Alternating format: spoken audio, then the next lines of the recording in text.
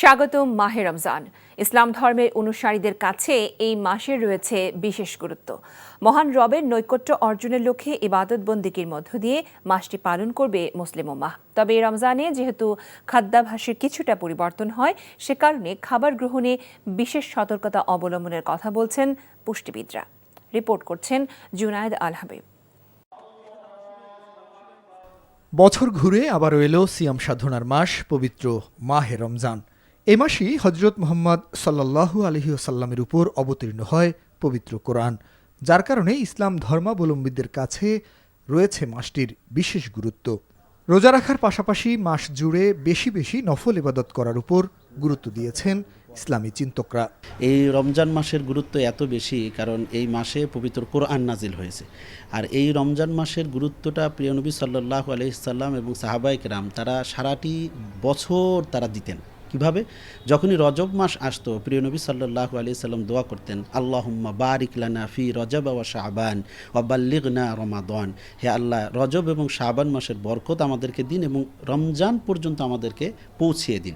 এই হাদিস থেকে, দোয়া থেকে সুস্পষ্ট বোঝা যায় যে কতটা গুরুত্বপূর্ণ হলো পবিত্র মাহে রমজান। কারণ বাকি 11টি মাস বান্দা যে পাপ পঙ্কিলতা বিভিন্নভাবে নিজেকে আল্লাহর রহমত থেকে দূরে সরিয়ে রেখেছেন, আল্লাহ পাক রব্বুল আলামিন এই পবিত্র মাহে রমজান অফুরন্ত নিয়ামত দিয়ে সওয়াবের পরিধি অনেক বৃদ্ধি করে শয়তানকে বন্দী করে আল্লাহ পাক রব্বুল আলামিন এমন একটি পরিবেশ তৈরি করে দিয়েছেন পবিত্র মাহে রমজান, যে রমজানকে আল্লাহ তাআলা বলেছেন শাহরুল্লাহ, এটা হলো আল্লাহর মাস। আল্লাহ পাক রব্বুল আলামিন বান্দাকে 11 মাসের দূরত্ব থেকে কমিয়ে আল্লাহর বন্ধুতে পরিণত করার একটি সুবর্ণ সুযোগ তৈরি করে দিয়েছেন এই পবিত্র মাহে রমজানে। এজন্য প্রিয় নবী সাল্লাল্লাহু আলাইহি ওয়াসাল্লাম এই পবিত্র মাহে রমজানে বেশি বেশি ইবাদত করতে বলেছেন, দান সদকা করতে বলেছেন, কোরআন তেলাওয়াত করবে, দরুদ শরীফ বেশি বেশি করে পড়বে, বিশেষ করে দিনের বেলায় রোজা রাখবে, রাতের বেলায় 20 রাকাত তারাবির নামাজ যে পড়বে।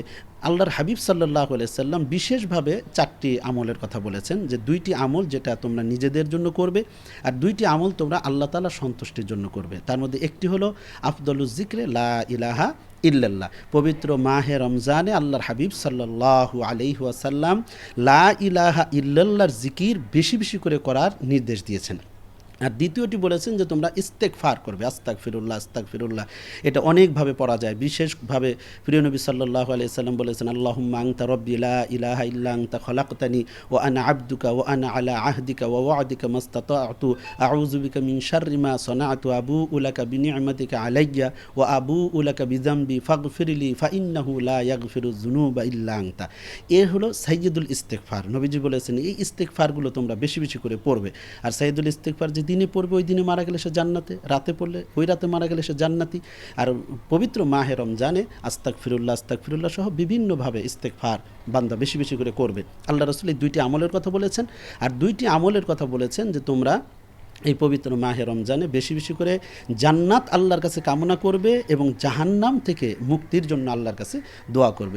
এদিকে রমজানে দিনের বেলা পানাহার থেকে বিরত থাকায় রোজাদারদের খাদ্যাভ্যাসে বেশ পরিবর্তন ঘটে, যার ফলে খাবার গ্রহণে বিশেষ সতর্কতা অবলম্বনের পরামর্শ দিচ্ছেন পুষ্টিবিদরা। তাদের মতে শরীরের পানি স্বল্পতা পূরণে সেহরির পরে নয়, আগেই পর্যাপ্ত পানি পান করতে হবে, আর যথাসম্ভব শাকসবজি খাওয়ার পরামর্শ তাদের। এছাড়া ইফতারে অতিরিক্ত তৈলযুক্ত খাবার কম গ্রহণের পাশাপাশি যতটুকু সম্ভব চিনিযুক্ত খাবার পরিহারের পরামর্শ পুষ্টিবিদদের। ইফতারে সুগার ইনটেকটা যথাসম্ভব কম করা, সুগার ইনটেক, এবং ফ্রুটস শরবত আকারে না খেয়ে যথাসম্ভব হোল ফ্রুটস খাওয়া, হোল ফ্রুটস।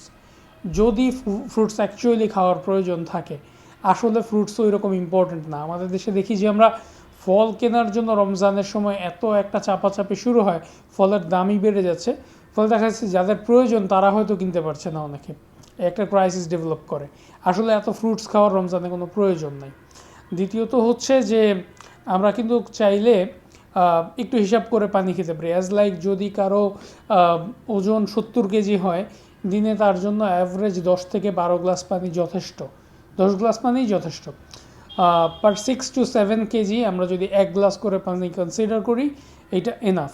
আসলে বাংলাদেশে এরকম অনেক ফুড আইটেমসই অ্যাভেইলেবল যেগুলো মোটামুটি সাশ্রয়ের ভেতরে আমাদের ইফতারের এই ক্রেভিংটা, যে আমাদের এটা একটা হেভি কিছু খেতে হবে, এই ক্রেভিংটা কভার করতে সক্ষম। আমরা কিন্তু ছোলা খাই বাংলাদেশে, এটা বেশ হেলদি একটা ফুড। মিষ্টি আলু বেশ হেলদি, জিআই কম।